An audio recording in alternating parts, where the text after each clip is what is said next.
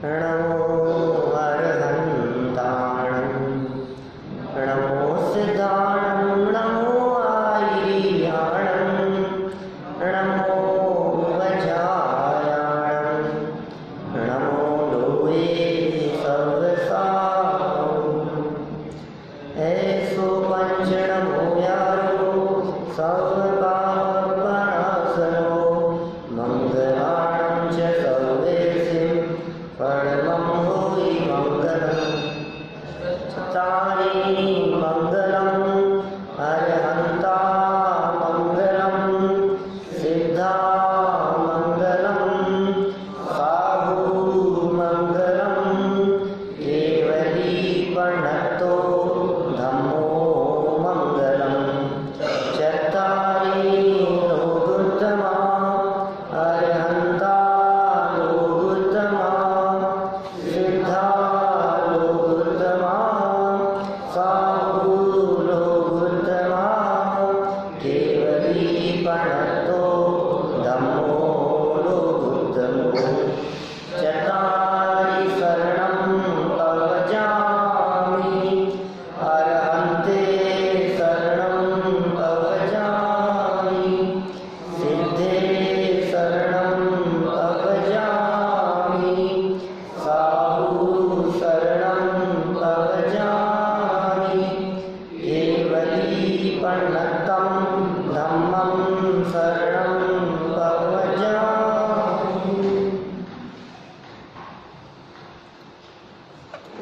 बालबोध पाठमाला भाग 1 के आधार से देव दर्शन की विधि, इसकी हम यहाँ चर्चा कर रहे थे। देव दर्शन की विधि के संदर्भ में कल तक जो हमने बात की है, उसमें जिन विशेष बातों को देखा है, उसमें एक तो निस्सही शब्द का उच्चारण।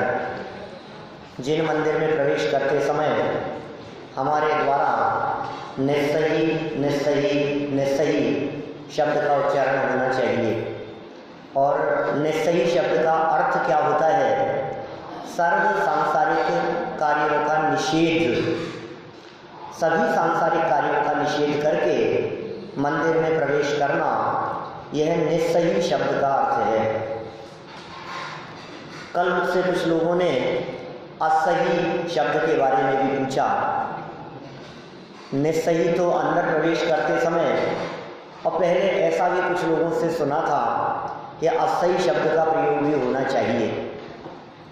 हमारे तो कहीं पढ़ने में तो आई नहीं है बात, लेकिन कुछ अर्थ इस प्रकार का लगाते हैं कि दोपहर के समय, रात्रि के समय, जिस समय मंदिर में कोई नहीं हो, ऐसे समय में जब हम जिन मंदिर में प्रवेश करते हैं तो निस्सही निस्सही निस्सही शब्द के उच्चारण को सुनकर अंदर यदि कोई देव, भवनवासी, व्यंकर, ज्योतिष, ऐसे कोई देव, क्योंकि वैमानिक देव तो इस काल में, इस पंचम काल में यहाँ भरत क्षेत्र में आते नहीं हैं, इसलिए भवनत्रिकों में से यदि कोई देव वहाँ भक्ति कर रहे हों, आराधना कर रहे हों, जिन मंदिर में जिनेंद्र देव की वेदी के सामने बैठे हों, तो हमारे निस्सही शब्द के उच्चारण को सुनकर वे निकल जाएं, ऐसा अर्थ हमने बहुत सालों पहले सुना था। निस्सही शब्द का अर्थ तो निकल जाना है, लेकिन क्या निकल जाएं? तो देवों के निकल जाने की बात है या अपने चित्त में से घर गृहस्थी, व्यापार आदि संबंधी परिणामों के निकल जाने की बात है। तो निस्सही का अर्थ निकल जाएं, और जब वापस दर्शन करके निकल रहे हों, बहुत सालों पहले हमने सुने थे ये शब्द किसी विद्वान से, तो वापस निकलते समय हम असही असही शब्द का प्रयोग करें जिससे वे देव वापस आ जाएं। कुछ ऐसी उपयोगिता सी लगती नहीं है, क्योंकि ये बात कहने और बोलने की कुछ उपयोगिता नहीं लगती, लेकिन निस्सही शब्द का उच्चारण तो निश्चित रूप से इस बात को बतलाता है कि हमारे मन में किसी भी प्रकार के बाह्य विकल्प नहीं आने चाहिए। ये दहली पर बोल दिया हमने। जिन मंदिर की दहलीज को क्रॉस करते समय, अंदर आते समय हमारे माध्यम से ये शब्द निकले, जिससे हमने स्वयं ने अपने चित्त में, अपने मन में इस बात का संकल्प किया कि अब मेरे मन में कोई भी इधर उधर की बातें नहीं आएगी।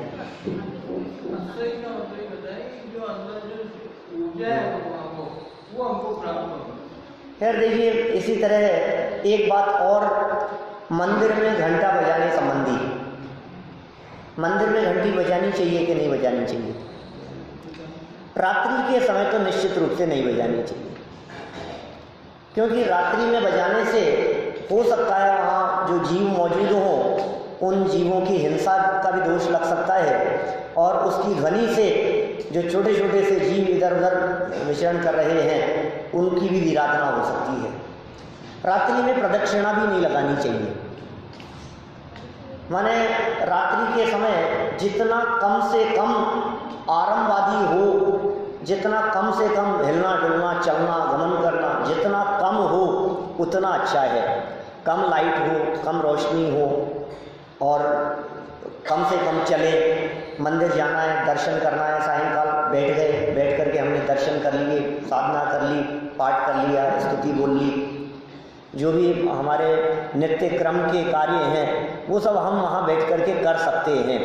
किंतु ज़्यादा चक्कर लगा रहे हैं, भाग रहे हैं, और आजकल तो प्रदक्षिणा के नाम पर 3 प्रदक्षिणा क्या 108 प्रदक्षिणा लगाते हैं। कहीं तीर्थ क्षेत्रों पर चले जाओ तो लोग भागते दौड़ते हुए दिखाई देते हैं, चाहे वो महावीर जी चले जाओ, चाहे पदमपुरा चले जाओ, माने जो ऐसे क्षेत्र हैं, इन क्षेत्रों पर हमें ऐसे लगता है कि जितने ज़्यादा हम चक्कर लगाएंगे उतना ज़्यादा कुछ भला होगा, लेकिन ऐसा नहीं है भाई। 3 बहुवचन का सूचक है, पर्याप्त है, और फिर आप उसके गिनने में ही लगे रहते हैं, भगवान की तरफ तो आपका ध्यान नहीं। कितने राउंड पूरे हो गए हैं। असली उद्देश्य तो हमारा अपना काल भगवान के सानिध्य में बिताना है ना। दर्शन करने का मूल प्रयोजन क्या है, वो उपदेश इन्होंने नीचे दिया है अंतिम शब्दों में। कल अपन ने अंतिम चरणों में पढ़ा था। मैं कोई प्रदक्षिणा का विरोधी नहीं हूं, मैं तो कह रहा हूं प्रदक्षिणा लगाई जानी चाहिए, लेकिन प्रयोजन लक्ष्य में रखकर। जितने लोग भागते दौड़ते दिखाई देंगे ना, सच कह रहा हूं, आप यदि उनसे पूछो नहीं और उनकी लाइफ में देखो तो कोई ना कोई संकट आया हुआ होगा। ऐसा ही कह रहा हूं, ऐसा ही लगता है। डरते हैं, हमें ऐसा लगता है भगवान बचा लेंगे, ऐसा करने से हमारा भला हो जाएगा, इसलिए भागते हैं, इसलिए दौड़ते हैं। एक हाथ में माला होती है, नीचे जीवों की हिंसा हो रही है, जीव मर रहे हैं और चले जा रहे हैं, किसी को टक्कर लगा रहे हैं, किसी को धक्का, क्या क्या हो रहा है समझ में नहीं आ रहा है। क्या इसलिए हम मंदिर आए?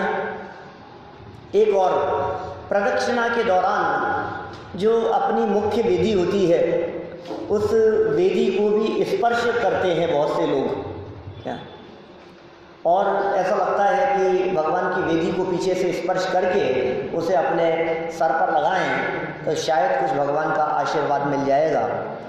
ऐसी परंपरा बहुत लंबे समय से चल रही है। हम भी सैकड़ों लोगों को देखते हैं, बचपन से हम भी करते थे, लेकिन कुछ समझ में नहीं आता था कि आखिर ये क्या है ये चक्कर। फिर बहुत जब गहराई से देखा तो हमें लगा कि भगवान का जो गर्भगृह होता है, मुख्य स्थान जहाँ भगवान की प्रतिमाएं जहाँ रखी होती है या वेदी है, उस वेदी को हम बिना नहाए धोए हुए, बिना धोती दुपट्टे पहने हुए छू नहीं सकते। ये बात हमारे ख्याल में आती है।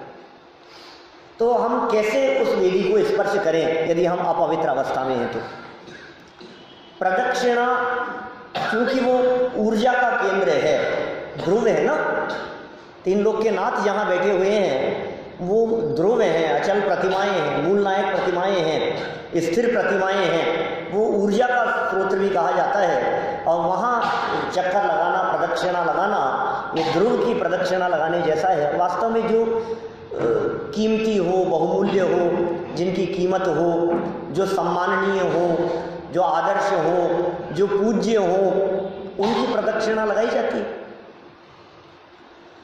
हिंदू संप्रदाय में गणेश जी के माध्यम से माता पिता की प्रदक्षिणा की बात कही गई है ना। पृथ्वी के चक्कर लगाने संबंधी बात हिंदू परंपरा में ऐसा कहते हैं। हमारे यहाँ ऐसा कहा है, मेरु पर्वत आदि की प्रदक्षिणा देते हैं। ताते प्रदक्षिण देत सुरगन पंच मेरुन की सदा। किधर से देते होंगे प्रदक्षिणा, कैसे लगाते होंगे राउंड? जब वे ज्योतिषी देव सूर्य, चंद्र, ग्रह, नक्षत्र, तारों के रूप में मौजूद देव, वे जब मेरू पर्वत की प्रदक्षिणा लगाते हैं तो वो ध्रुव, अचल मेरू पर्वत वो हमेशा उनके राइट हैंड साइड में रहता है ना। और भी बहुत सारी बातें हैं, मैंने कल भी कहा था, लेकिन कुछ उपयोगी नहीं है, बताने से कुछ प्रयोजन भी नहीं है। जैसे समझिए आप फेरों के पहले तक, 7वें फेरे के पहले तक, 6ठे फेरे तक लड़की राइट हैंड साइड में बैठती है, और अब क्या होगा, अब लेफ्ट हैंड साइड में आ गई। फेरों के पहले यदि कोई रिसेप्शन है तो लड़की राइट साइड में बैठी हुई होगी, और फेरों के बाद यदि कोई उनको जाकर के बिठाया गया है वहाँ तो लेफ्ट साइड में होगी। पूज्य वामेतर हंसते, मैंने ऐसा कल एक नियम बतलाया था आप सभी को। खैर, प्रदक्षिणा संबंधी बात हुई, निस्सही संबंधी बात हुई। इसके अतिरिक्त मंदिर में घंटा बजाने संबंधी बात। मुझे तो लगता है मंदिर में जब घंटा बजाया जाता है तो आप लोगों ने सबने महसूस किया होगा, उसकी ध्वनि, उसकी आवाज़ कुछ देर तक गूंजती रहती है। वो क्या संदेश दे रहा है? एक बार घंटी बजी तो उसकी जो ध्वनि है, आवाज़ है, वो गूंजती है ना कुछ देर तक। मानो वो मंदिर में बजने वाली घंटी वो हमें इस बात का संदेश दे रही हो कि हे जगत के जीवों, तुम मंदिर में आए हो। वो घंटी संदेश दे रही है, तुम मुझसे ये सीख लो कि जब यहाँ से बाहर निकलो तो कुछ देर तक जिन मंदिर की गूंज तुम्हारे दिलो दिमाग में मौजूद रहनी चाहिए। बहुत देर तक भले ही न सही, लेकिन कुछ देर तक तो ये चर्चाएं, ये बातें, ये वस्तु स्वरूप की बात, ये आत्मा परमात्मा की बात, परमात्मा कौन है, मैं कौन हूँ, मैं प्रभु के सामने क्या बातें कह करके आया हूँ, जिनवाणी में क्या बातें पढ़ी है, सुनी है, ये बातें कुछ देर तक तो हमारे दिलो दिमाग में घूमनी चाहिए।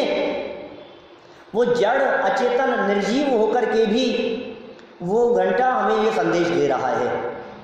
तो ऐसी कुछ बातें हैं। और अंतिम पंक्तियां जो कल अपन ने यहाँ पढ़ी थी वो बहुत महत्वपूर्ण है, वो याद रखने योग्य है। अष्टांग के बारे में भी कल मैंने कहा था, 8 अंग कौन कौन से हैं? सर्वांग झुकाने की बातें है जिनेंद्र देव के सामने। चलिए यहाँ आ जाइए, बालबुद्ध पाठमाला भाग 1 और पाठ 4, पेज नंबर नहीं, पाठ 4 पेज नंबर 13 पेज पर नीचे के 2 पैराग्राफ है ना। कल पढ़ तो दिए थे मैंने, कुछ चर्चा कर लेंगे अपन, आगे तो बढ़ना ही है। यहाँ क्या लिखा है? जो शास्त्र में पढ़ा हो, मिल गया ना? जो शास्त्र में पढ़ा हो, इसका मतलब शास्त्र में पढ़ना भी जरूरी है। देव दर्शन के काल में दर्शन की विधि तभी पूरी होगी। हमने देखा है ऐसा बहुत से लोगों को, पुराने समय में ऐसा भी देखा हमने। हमारे दादी जी वगैरह मंदिर में बैठते थे तो जब तक तत्वार सूत्र नहीं सुन लेते थे, सूत्र जी का पाठ नहीं सुन लेते थे, तब तक मंदिर से घर नहीं आते थे वापस। मंदिर में बैठे रहते थे कि और कभी हम पूछते थे आज देर कैसे हो गई, तो जवाब ये मिलता था कि कोई सुनाने वाला ही नहीं आया। इसका मतलब जब तक मंदिर में बैठकर सूत्र जी का पाठ नहीं सुन ले, पढ़ना नहीं आता था उसके बावजूद भी, लेकिन वो सुनने की परंपरा, वो पद्धति, मंदिर में बैठ कर के कुछ देर स्वाध्याय करें, कुछ देर पढ़ें। अब प्रश्न ये खड़ा होता है, क्या पढ़ें, क्या स्वाध्याय करें, कहाँ से शुरू करें? ये भी लोगों के चित्त में प्रश्न उठता है कि साहब हम शुरू कहाँ से करें? बेटा किताब जमीन पर नहीं, मैंने कहाँ से शुरू करें? अपन प्रथमानुयोग से शुरू करेंगे, चरणानुयोग से। 4 अनुयोग हैं शास्त्रों में, आगे आएगी चर्चा धीरे धीरे। 4 अनुयोग कौन कौन से हैं, उनमें किस शैली का प्रयोग किया गया है, किस तरह का प्रतिपादन किया गया है, सब करेंगे अपन बात। लेकिन कहाँ से शुरू करें? तो मैं कहता हूँ जो समझ में आए वहाँ से पढ़ो, लेकिन ध्यान रखना जो भी पढ़ना शुरू करो वो प्रारंभ से पढ़ना, और जो भी पढ़ना शुरू करो उसे धीरे धीरे करके पूरा करना। ऐसा नहीं आज जो किताब हाथ में आ गई आज वो पढ़ लिया हमने, कल जो किताब हाथ में आ गई उसको पढ़ लिया, जो पेज खुल गया उसे पढ़ लिया, आधा एक पेज कहीं से भी पढ़ा और चले गए। ऐसा नहीं चलेगा भाई साहब। अधूरा ज्ञान सदा नुकसान, ये दिमाग में रखना। अधूरा ज्ञान यदि होगा तो हमेशा नुकसान होगा। इसलिए या तो कुछ देर बैठकर स्वाध्याय करें और यदि मंदिर में स्वाध्याय चल रहा हो तो बैठ करके सुने। और फिर क्या करें कि थोड़ी देर बैठकर मनन करना चाहिए तथा सोचना चाहिए। क्या सोचना चाहिए, क्या मनन करना चाहिए? जिनेंद्र देव के दर्शन करने के लिए आए हैं, वीतरागी सर्वज्ञ परमात्मा के दर्शन कर रहे हैं। हे जिनेंद्र देव, आप कौन हो? आप परमात्मा कैसे बन गए? थोड़ी बहुत हिस्ट्री की जानकारी हमें होनी चाहिए, इतिहास की जानकारी हमें होनी चाहिए। जब हम भगवान महावीर स्वामी की प्रतिमा को देखते हैं, जब हम आदिनाथ भगवान की प्रतिमा को देखते हैं, तो हमें उनका इतिहास ध्यान आना चाहिए, उनकी जीवनी ध्यान आनी चाहिए, उनका परिचय ख्याल में होना चाहिए। ये भगवान कैसे बन गए? कौन थे भगवान महावीर स्वामी? जानते हैं आप पहले किस अवस्था में थे? शेर थे ना, भगवान महावीर स्वामी शेर थे ना पहले। और हम कौन है? हम तो इंसान हैं, हम तो मनुष्य हैं। और वो इंसान थे कि जानवर थे? और वो पशु थे और परमात्मा बन गए, पशु से परमेश्वर बन गए। तो हम मनुष्य होकर के परमात्मा नहीं बन सकते? हमसे तो खराब स्थिति थी ना उनकी, उनसे तो बहुत अच्छे हैं ना हम। और क्या कर रहे थे वो सबको पता है, हिरण को फाड़ के खा रहे थे। हिरण को फाड़ कर खाती हुई अवस्था से भी जब वे सुधर कर भगवान महावीर बन सकते हैं तो हमारी स्थिति तो उनसे बहुत अच्छी है। ये बातें उन्हें देख करके याद आनी चाहिए। जब हम अर्घ समर्पित करते हैं, देव शास्त्र गुरु का अर्घ बोलते हैं और उसमें ये बात बोलते हैं कि निश्चित तेरे सदृश प्रभु अरहंत अवस्था पाऊंगा। बोलो कैसे भाव आने चाहिए जब ये पंक्तियां हमारे मुख से निकलती हैं। यह अर्घ समर्पण करके प्रभु निज गुण का अर्घ बनाऊंगा और निश्चित तेरे सदृश प्रभु अरहंत अवस्था पाऊंगा। कितनी पुरानी पूजन है, बहुत पुरानी पूजाओं में से एक है। निश्चित ही हे जिनेंद्र देव आपके समान अरहंत अवस्था की प्राप्ति करूंगा। ये दर्शन करते समय हमारे को ख्याल में आनी चाहिए बात। स्वाध्याय में ये बात पढ़ी है हमने, जीव कौन है अजीव कौन है, नहीं पढ़ी आपने? नहीं जानते? साध्य अब पढ़ेंगे है ना, अभी बताएंगे, जीव अजीव की बात भी बतलाएंगे। लेकिन ये कुछ चिंतन होना चाहिए, मैं कौन हूं? वर्षों से विचार कर रहा हूं, मैं कौन हूं? बालक हूं? मैं बिजनेसमैन हूं? यदि मैं बिजनेसमैन हूं तो बिजनेस तो मैंने अभी शुरू किया है, 5 साल से, 15 साल से। और मैं कब से हूं? अरे मैं तो पहले भी था, बचपन में भी था ना जब मैं बिजनेस नहीं करता था। इसका मतलब मैं बिजनेसमैन हूं, ये सच्चाई नहीं है। क्या मैं बिजनेसमैन हूं ये यथार्थ बात नहीं है, यह हकीकत नहीं है। गजब हो गया। तो कौन हूं मैं? जवान तो हूं कि युवा अवस्था भी सदा से नहीं है? तो मैं बालक तो हूं कि ये बालक अवस्था हमेशा नहीं रहेगी? इसका मतलब मैं कुछ और हूं। ये विचार करना पड़ेगा हमारे को, शास्त्र में पढ़ा हो या प्रवचन में सुना हो उसके बाद। मैं कौन हूं? भगवान कौन है? मैं स्वयं परमात्मा कैसे बन सकता हूं? मैं पुजारी हूं और वो पूज्य हैं। वे पूज्य क्यों हो गए हैं? वे परमात्मा क्यों हो गए हैं? वे 3 लोक के नाथ क्यों हो गए हैं? मैं भक्त हूं और वे भगवान बन गए हैं, तो आखिर वे भगवान कैसे बन गए? इस बात का विचार होना बहुत जरूरी है, आवश्यक। भक्त नहीं भगवान बनने की बात कर रहे हैं। आदि आदि इन बातों का विचार कब होना चाहिए? विचार देव दर्शन के उपरांत। देव दर्शन की विधि में शामिल है ये चर्चा। इतना ही नहीं, इन सबसे लाभ क्या है ये भी तो बताओ। हम कर लेंगे चिंतन, हम कर लेंगे विचार, लाभ क्या मिलेगा इससे? और फिर देखो, जब कभी हम इस तरह की बातें कहते हैं तो कुछ लोग हमसे कहते हैं, पंडित जी रोज रोज यही बात है,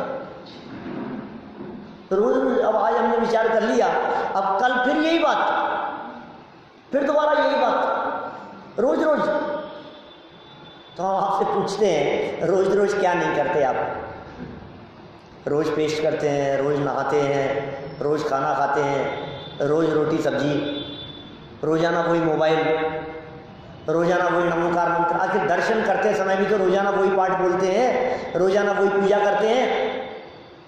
आप ऐसा क्यों सोच रहे हो? ये चिंतन तो तब तक चलना चाहिए जब तक हमें हमारे इष्ट की उपलब्धि ना हो जाए, जब तक हम जो चाहते हैं उसकी प्राप्ति न हो जाए। ये विचार और चिंतन तो सदा काल चलना चाहिए।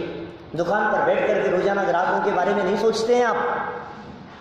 रोज एक ही बात, रोज पैसा, रोज पैसा पैसा पैसा पैसा, रोज रोज रोज एक ही बात। थकते नहीं हैं आप कभी उससे?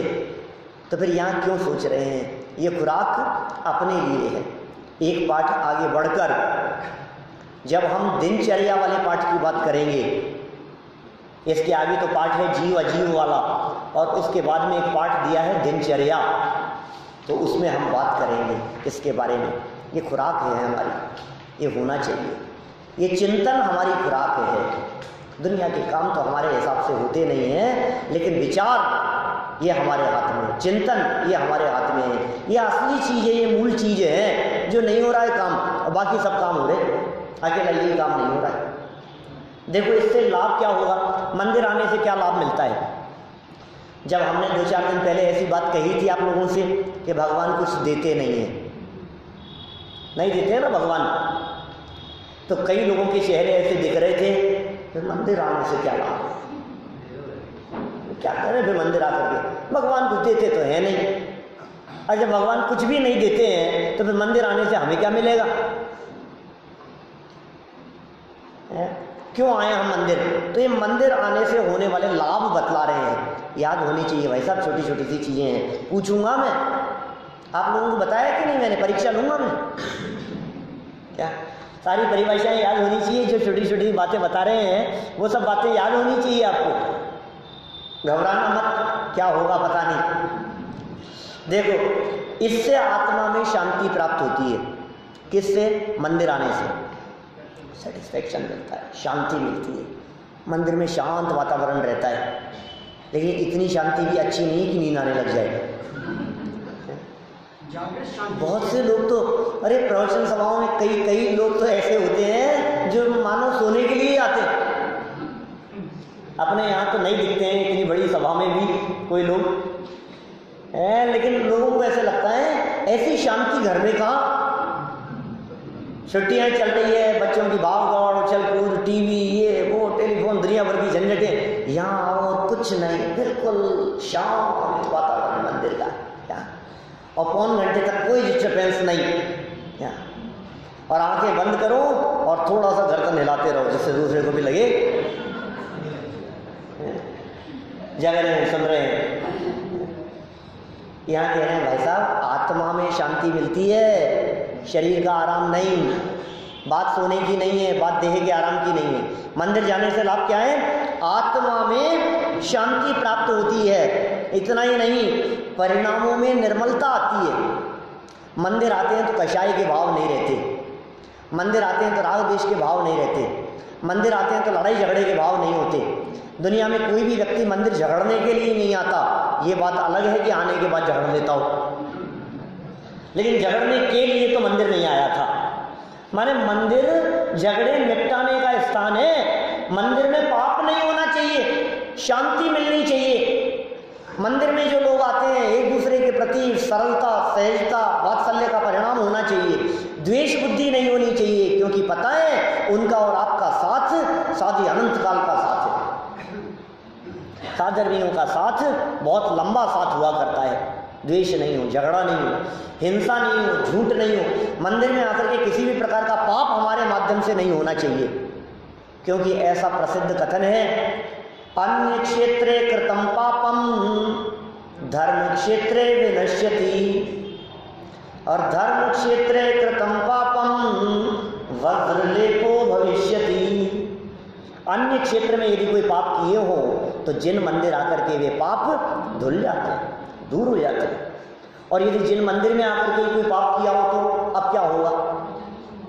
अब कहाँ जाएंगे? वज्रलेपो भविष्यति, भोगना पड़ेगा, भुगतना पड़ेगा।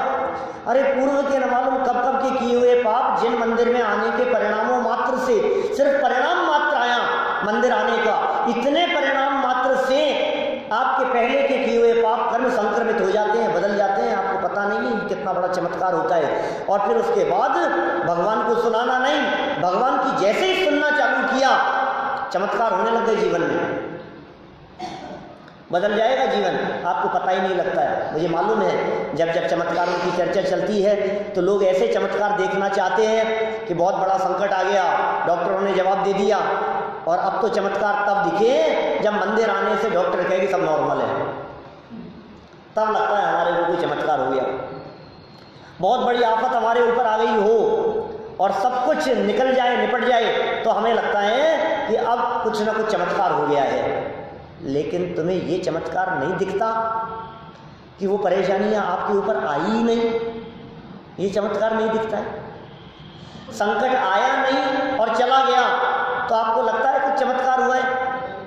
आप ये क्यों अपेक्षा रखते हैं कि डॉक्टर पहले तो आपकी बॉडी में कैंसर डिक्लेयर कर दे और फिर उसके बाद में रोजाना मंदिर आने से फिर कहे कि नहीं अब कैंसर ठीक हो गया? आप ये क्यों अपेक्षा रखते हैं? अरे अंदर में जो कैंसर के परमाणु पनप रहे थे, जिन मंदिर आने के परिणामों से, स्वाध्याय के परिणामों से वे परमाणु अंदर के अंदर बदल जाते हैं, आपको पता भी नहीं लगता है। एक बहुत प्रसिद्ध पौराणिक उदाहरण है। मुनिराज ध्यान अवस्था में बैठे हुए थे और एक शेर उन मुनिराज पर आक्रमण करने के लिए दौड़ता हुआ आया। सुना है साहब? हर जब वो शेर दौड़ता हुआ आया मुनिराज पर आक्रमण करने के लिए, और दूसरे साइड से उसी रात्रि के घने अंधकार में उस जंगल में एक जंगली सुअर वो मुनिराज की रक्षा करने के भाव से शेर का सामना करने के लिए आ गया और दोनों लड़ते रहे रात भर लड़ते रहे, दोनों एक दूसरे को पीटते रहे, दोनों लहूलुहान हो गए। शेर ने सुअर को मार दिया, जंगली सुअर को, और सुअर ने शेर को मार दिया और दोनों मर गए। क्या हुआ होगा? एक मर करके स्वर्ग में चला गया और दूसरा मर करके नरक में चला गया। कौन गया होगा स्वर्ग में? शेर नहीं, सुअर। और शेर कहां गया? दोनों ने एक दूसरे की हत्या की, एक स्वर्ग में और एक नरक में। ऐसा क्यों बेटा? एक मारने के लिए जा रहा था और दूसरा बचाने के लिए जा रहा था। जो मारने के लिए जा रहा था वो कहां गया? नरक में। जो बचाने के लिए जा रहा था वो कहां गया? स्वर्ग में। मुझे ये बात बतलाने के लिए ये कहानी नहीं सुनाई है, मुझे तो ये बतलाना है मुनिराज के ऊपर संकट आया कि नहीं आया, ये बताओ। और मुनिराज को इस बात का पता है कि नहीं पता है? मैं तो ये बताना चाह रहा हूं आपको। ये कहानी मैंने इसलिए सुनाई है आपको नए एंगल से, सिर्फ इसलिए कि मुनिराज के ऊपर संकट आने वाला था और रास्ते में ही रुक गया और मुनिराज को इस बात का पता नहीं है। ऐसे ही हम ये कह रहे हैं, दर्शन करने के परिणाम से, स्वाध्याय के परिणाम से, जिन मंदिर आने के भावों से आपके ऊपर, आपके पास में आते हुए संकट दूर से ही गायब हो जाते हैं, आपको पता ही नहीं लगता है, संक्रमित हो जाते हैं, बदल जाते हैं। दर्शन करने के परिणामों मात्र से इतना लाभ होता है। स्वाध्याय के लाभ 10 लाभ बतलाए टोडरमल जी साहब ने, इसी मंदिर में बैठ करके लिखे उन्होंने, टोडरमल जी ने, आज के 300 साल पहले। सम्यक ज्ञान चंद्रिका की प्रशस्ति में स्वाध्याय करने से तत्काल प्रकट होने वाले 10 लाभ बतलाए। स्वाध्याय की चर्चा करेंगे फिर कभी और बहुत विस्तार से। ये कह रहे हैं बता दो। कशाएं शांत होती है भाई, यशस कीर्ति कर्म का बंद होता है, पाप पुण्य में बदल जाता है, लोकालोक के पदार्थ स्पष्ट दिखाई देने लगते हैं, पाप परिणाम मन में नहीं आते हैं, हिंसादी पापों से दूर बचता है, ज्ञान का विकास होता है, वृद्धि होती है। बहुत लाभ है प्रतिदिन स्वाध्याय करने से। ये प्रतिदिन स्वाध्याय करने से आप कल्पना नहीं कर सकते हो, डे बाई डे आपके पास ये जो है ना ऊपर टॉप फ्लोर पर, ये खजाना कितना बढ़ता चला जाएगा। प्रतिदिन स्वाध्याय का लाभ है ही। कई लोग तो ऐसे भी हैं हिंदुस्तान में जिनको जिनेंद्र देव के दर्शन नसीब नहीं होते। बाहर वाले तो बहुत लोग हैं जिन्हें दर्शन नसीब नहीं होते, उनकी हम क्या बात करें। बालबोध पाठमाला भाग 3 में जब पहला पाठ हम पढ़ेंगे तो उसमें दर्शन की स्तुति लिखी है।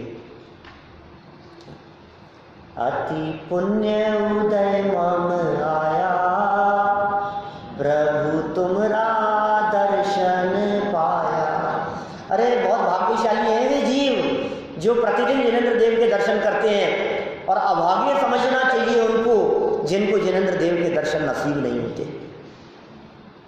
जिनको दर्शन करने का परिणाम नहीं आता। जयपुर जैन मंदिरों की नगरी कहा जाता है। जयपुर जैन काशी के नाम से प्रसिद्ध है। सैकड़ों मंदिर है, 300-400 मंदिर हैं यहाँ जयपुर में। आसपास के मंदिरों को मिलाओ तो 450 मंदिर तक हैं। लोग पूछते हैं, कई लोग जब बाहर से आते हैं और मेरे से पूछते हैं, पंडित जी हम वहाँ ठहरेंगे, जैन मंदिर कहाँ होगा? तो मैं कहता हूँ आप जहाँ खड़े होंगे जिधर भी घूम जाओगे, क्या हर गली मोहल्ले में आपको वहाँ, उसका नाम है जयपुर। आप जानते हैं जयपुर कौन सी जगह है, हम कहाँ रह रहे हैं, लेकिन फिर भी अनेक लोग मेरे चेहरे आंखों के सामने घूम रहे हैं, जो लोग सामने मंदिर होते हुए भी दर्शन करने के लिए नहीं जाते। अब उनके अभाग्य के बारे में क्या कहूँ? आप लोगों के आस पड़ोस में भी ऐसे बहुत से लोग होंगे जिन्हें दर्शन करने का विकल्प नहीं आता, जिन्हें दर्शन करने का भाव नहीं आता। आप सोचो क्या है समाज की स्थिति, दर्शन करने का भाव नहीं आ रहा है। और दूसरी बात कहूँ, एक तो वो लोग हैं जिनको धर्म ध्यान से कुछ मतलब नहीं है और दर्शन करने का भाव नहीं आता, दूसरी तरफ आज कुछ एक विशेष प्रकार के लोग और दिखने लगे हैं जो स्वाध्याय तो बहुत करते हैं लेकिन दर्शन करने का भाव नहीं आता। वो कहते हैं इस क्रियाकांड में क्या रखा है। ऐसे भी बहुत लोग हैं। बड़ी विचित्र स्थिति है। जिनेंद्र देव की पूजन श्रावक के 6 आवश्यकों में पहला आवश्यक है, पहला कर्तव्य है, प्रतिदिन जिनेंद्र देव की पूजन करना। दर्शन नहीं, पूजन की बात कह रहे हैं। देव पूजा गुरुपास्ति स्वाध्याय संयम स्तप है दानम चेति गृहस्थानाम षट कर्माणि दिने दिने। जिनेंद्र देव की पूजन करना। अरे भगवान के प्रति भक्ति का भाव नहीं आए, भगवान का भाव नहीं आए, जिन 3 लोग के नाथ के दर्शन करने के लिए आए महिमा ही नहीं है उनकी अपने हृदय में। सच में समझ लेना, आपके दुख और संकट यदि किसी के बताए मार्ग पर चलने से दूर होंगे तो वे 3 लोग के नाथ हैं जो वेदी पर विराजमान हैं। मर पच करके भी आप दुनिया के कितने काम कर लो, आपके संकटों से मुक्ति नहीं मिलेगी आपको। चारों गति के माही मैं दुख पायो सो सुनो। क्या आदिनाथ भगवान की पूजन करते समय सुनाते रहो आप, हे प्रभु मैंने ऐसे दुख पाए, ऐसे दुख पाए, ऐसे दुख पाए, नरक में ऐसा हुआ, तिर्यंज में ऐसा हुआ, देवगति में ऐसा हुआ, और कोई एक पुण्य संयोग सो कभी स्वर्ग गति मिल गई, मनुष्य गति मिल गई, ये पुण्योदय से। कि अब यहाँ कौन सी शांति है, कितनी टेंशन है।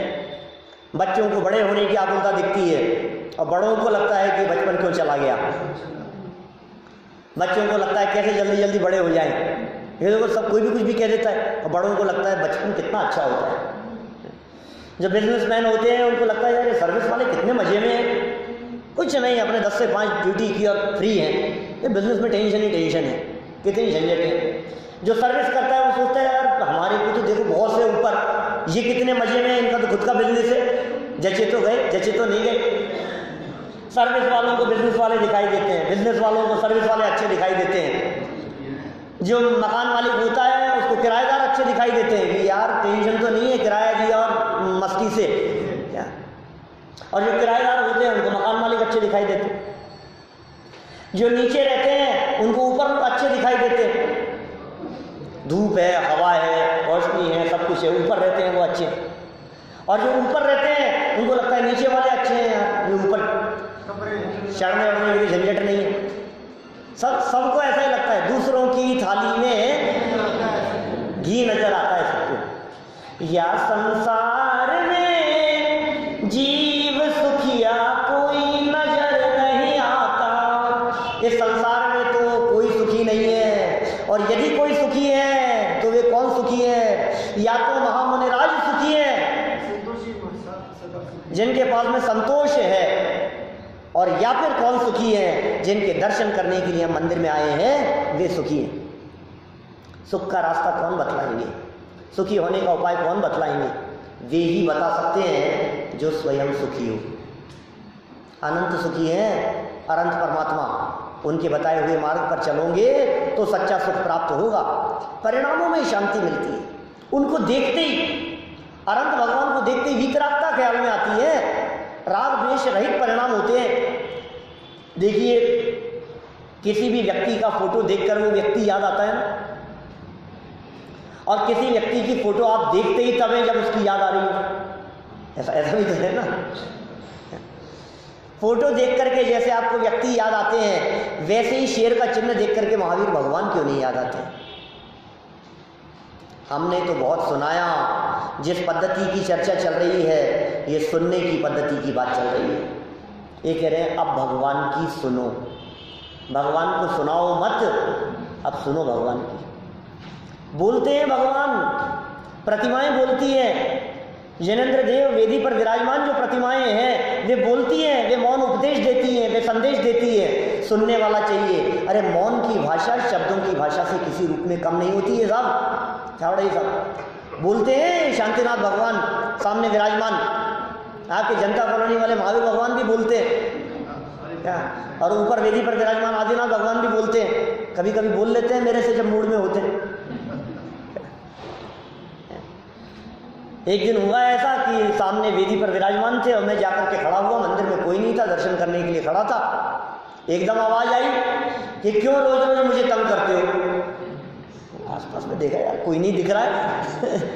ये आवाज कहाँ से आ रही है? कोई तो दिख नहीं रहा है। और जब दृष्टि पड़ी प्रभु जी पर तो लगा कि आवाज तो सामने से आ रही है। क्या बोल रहे थे कि क्यों रोज रोज मुझे तंग करते हो? कहते तो रोज हो लेकिन कभी नहीं सुधरते हो। यार गजब हो गई। कहते तो रोज हो लेकिन कभी नहीं सुधरते हो। सच बात नहीं है क्या ये? जब मैंने थोड़ा सा गहराई में, थोड़ा सा अंदर में झांकने की कोशिश की तो लगा ऐसा, भक्ति के माध्यम से, स्तुतियों के माध्यम से, पूजाओं के माध्यम से, पाठ के माध्यम से, अच्छी अच्छी बातें, और भगवान को भी कुछ ना कुछ खरी खोटी न सुनाते हैं। तो भगवान ने भी क्या कह दिया, कहते तो रोज हो लेकिन कभी नहीं सुधरते हो। क्या करें? मैं कुछ बोलता, उससे पहले बोले जानता हूं जानता हूं। सर्वज्ञ है भाई, वो नहीं जानेंगे तो कौन जानेगा। क्या बोले? जानता हूं तुझ पर है नेतागिरी का असर, इस कारण छोड़ता नहीं बोलने में कोई कसर। क्या नेता है, सुनाया तुमने अपनी अपनी बात, भगवान ऐसा ऐसा ऐसा, हमने ऐसा किया, हमने वहां ये किया वो किया। प्रभु अब तो तेरी शरण में आए, मंझधार में है नैया, प्रभु पार लगा देना, तेरा ही सहारा प्रभु तेरा ही सहारा। खूब खूब सुना दिया हमने भगवान को। तो भगवान ने भी क्या कह दिया, जानता हूं तुझ पर है नेतागिरी का असर, इस कारण छोड़ता नहीं बोलने में कोई कसर। घबरा गया मैं एकदम, ये डांट लगा रहे हैं मेरे को। मैंने कहा मगर? बोले मगर क्या? भूल गया 84 के चक्कर को। डांट लगाई प्रभु ने। घबरा गया मैं 84 के चक्कर को, याद आने लगे मुझे 84 के चक्कर की बात सुनकर के चक्कर आने लगे। भूल गया 84 के चक्कर को। मैंने कहा नहीं प्रभु। बोले नहीं तो याद रख एक प्रतिज्ञा को। एक प्रतिज्ञा दिलाई उन्होंने मुझे। क्या कहा? बोले याद रखना, जो निगोद में सो ही तुझ में, सो ही मोक्ष में यार। कि प्रभु इससे क्या होगा कि जिससे कि तुझे ना आना पड़े पुनः मेरे पास। कैसा स्वरूप है भगवान को देखो। उनकी मौन मुद्रा कुछ ना कुछ कह रही है, हाथ पे हाथ धरी हुई प्रतिमा कुछ कह रही है, उनकी नासाग्र दृष्टि कुछ कह रही है, उनकी शांत मुद्रा शांत छवि कुछ ना कुछ संदेश दे रही है। पढ़ना सीखो, देखना सीखो, समझना सीखो। ये शांति मिलती है उसे देखने से, परिणामों में शांति मिलती है। मंदिर में आत्मा की चर्चा होती है, क्या बातें सुनने को मिलेगी बोलो मंदिर में? आप क्या बातें सुनने के लिए आते हैं वो मैं नहीं जानता, लेकिन जब आप मंदिर में प्रवेश करते हैं तो पूजा चल रही होती है, कोई भक्ति बोल रहा होता है, कोई स्तुति कर रहा होता है, कहीं कोई भक्ति हो रही है, कहीं विधान हो रहा है, कोई आयोजन हो रहा है। क्या शब्द आपके कानों में पड़ते हैं बताओ?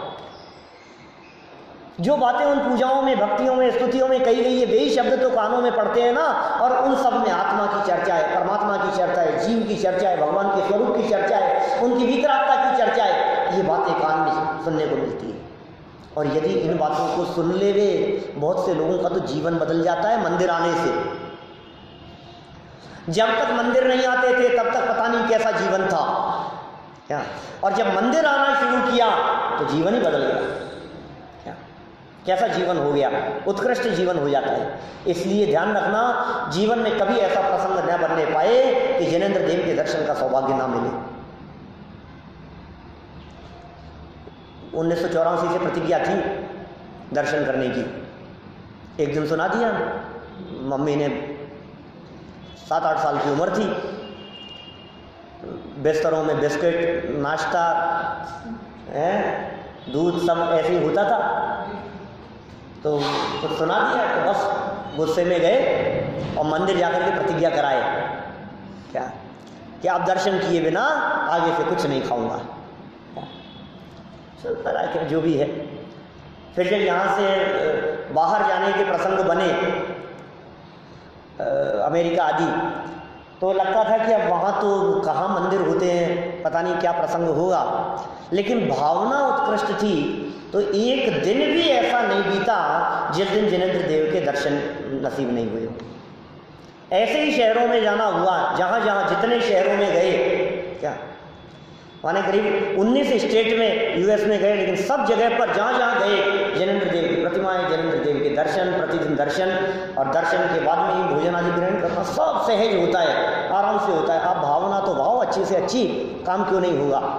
भले 50-50 किलोमीटर दूर हो मंदिर, लेकिन फिर भी प्रतिदिन दर्शन होंगे आपको, भावना भाव। आप जिनेंद्र देव के दर्शन नहीं मिले, अभागे। बंबई में कई जगह जाते हैं तो लोग ऐसा कहते हैं मंदिर दूर है साहब, हम तो संडे की संडे जाते हैं मंदिर। अति पाप उदय तब आया, तुम आया जिन देव दर्शन न पाया। ये आंखें मिली हैं दर्शन करने के लिए मिली है भाई साहब। उस सेठ की प्रतिज्ञा तो ध्यान ही है आपको, धोबी के गधे के दर्शन की प्रतिज्ञा ले ली थी उसने, है ना, बहुत बार की है अपन ने पहले भी चर्चा, सबने सुनी है ना, कोई ऐसा तो नहीं है जिसने नहीं सुनी हो। मुनिराज ने दर्शन करने की प्रतिज्ञा दिलाई और उसने कहा कि दर्शन तो नहीं, अब दूर है, कौन जाएगा, दर्शन कौन करेगा। तुम क्या कर सकते हो बताओ, तुम्हारे आसपास में कौन है, मंदिर तो दूर है, पास में कौन है ये बताओ। बोले पास में तो धोबी रहता है, वो रहता है, कुमार रहता है, सामने ही रहता है बिल्कुल। बोले क्या करता है, गधा रहता है उसका, बिल्कुल दरवाजे के सामने ही दिखता है वो मेरे को। बोले ये नियम ले सकते हो कि जब उस गधे को देखूंगा तो उसके बाद भोजन करूंगा। मुझे हाँ क्यों नहीं, ये तो हो सकता है आराम से। उसने गधे के दर्शन की प्रतिज्ञा ले ली, कोई बात नहीं। मैंने देखो, लेकिन नियम, दृढ़ता से नियम को निभाना और पालन करना, उस सेठ ने उसका पालन किया। रोजाना नहा धोकर के तैयार होता, घर के दरवाजे पर आता, सामने गधे को देखता, क्या, और गधे को देख करके फिर अंदर जाकर के नाश्ता करता। फिर क्या होना था, दिन निकलने लगे, प्रतिज्ञा निभने लगी, आराम से नाश्ता भोजन करता। अरे यार महाराज ने ये अच्छा उपाय बतला दिया, मंदिर की झंझट से भी बच गए, दर्शन से भी बच गए, और यहाँ गधे के दर्शन से काम हो रहा है। अब एक दिन कुम्हार सुबह पहले मिट्टी लेने के लिए जंगल में चला गया गधे को लेकर। अब क्या होना था, अब जैसे ये नहा धो करके बाहर आए तो गधा नहीं, अब क्या होगा। प्रतिज्ञा ले रखी थी, पूछा आसपास में, पता लगा वो तो जंगल में गया हुआ है, मिट्टी लेने के लिए गया हुआ है, कि कब तक आएगा, कि शाम तक आएगा। अरे यार तो मुश्किल हो जाएगी, अब क्या करें, तो वहीं चलते हैं अपन, तो वहीं दिखाते हैं, घंटा 1.5 घंटा लगेगा। तो दौड़ता हुआ गया वहाँ, परेशान होता हुआ तो गया था, इतनी दूर पहुंचा, और वहां जाकर के दूर से ही जैसे ही दिख गया, जंगल में भी कहाँ देखे, और दूर से देख करके ही देख लिया, काम हो गया। वापस घूम करके गधे को देख करके वापस आना ही था। और उधर क्या हुआ था कि कुम्हार जब मिट्टी खोद रहा था तो वहां रत्नों से भरा हुआ कलश उसको मिल गया। हीरे माणिक मोती जवाहरात जिस कलश में भरे हुए थे वो मिल गया। और उसने देखा कि वो सेठ कह रहा है देख लिया, उसने जरूर देख लिया होगा, और अब तो ये जाकर के राजा को बता देगा और पूरा का पूरा धन सरकारी खजाने में चला जाएगा। अब क्या करूं, तो कुम्हार सोचता है कि आधा उसको दे देंगे, और सेठ के पास में पहुंचा और आधा धन सेठ को दे दिया। सेठ भी विचार करने लगा, अरे देखो, जब गधे के दर्शन करने, भगवान के दर्शन नहीं किए, गधे के दर्शन से हमारे को इतना लाभ हो गया, तो यदि मैं साक्षात भगवान के दर्शन रोजाना करता तो क्या होता। जिनेंद्र देव के दर्शन रोजाना करना, भगवान को देख करके भगवान जैसा बनने की भावना जागृत हुए बिना नहीं रहेगी, शांति मिलती है। ये वाक्य बहुत महत्वपूर्ण है जो याद रखने योग्य है। क्या वाक्य है? जिससे आत्मा में शांति होती है, मंदिर आने से परिणामों में निर्मलता आती है, परिणाम निर्मल होते हैं हमारे, कषाय भाग जाती है, विकार भाव चला जाता है, पाप भाव मन में नहीं आता है, मंदिर में आत्मा की चर्चा होती है। अतः यदि हम आत्मा को समझकर उसमें लीन हो जाएं तो परमात्मा बन सकते हैं। इतना बड़ा लाभ हो सकता है। परमात्मा की शरण में आने का फल परमात्मा बन जाना है। ये जैन दर्शन की अद्भुत विशेषता है जो दुनिया के किसी धर्म दर्शन में नहीं है। भक्त नहीं, भगवान बनने की बात है, परमात्मा बनने की बात है। अपने को पहचानो और परमात्मा बन जाओ, अपने को पहचानो और भगवान बन जाओ, तीन लोक के नाथ बन जाओ। ये बात इन्होंने यहाँ देव दर्शन की विधि में शामिल कर ली है। पूरी विधि को एक बार दोबारा पढ़ना, दोबारा देखना, गहराई से विचार करना, उस विधि का पालन करना, और इस तरह की विधि का पालन होगा तो अल्पकाल में अवश्य ही मुक्ति की प्राप्ति हमें भी होगी। हम सभी विधि पूर्वक दर्शन करें, इस भावना से मैं बात को यहीं विराम देता हूँ। कल जीव अजीव के संदर्भ में बात पड़ेगी। महादेव।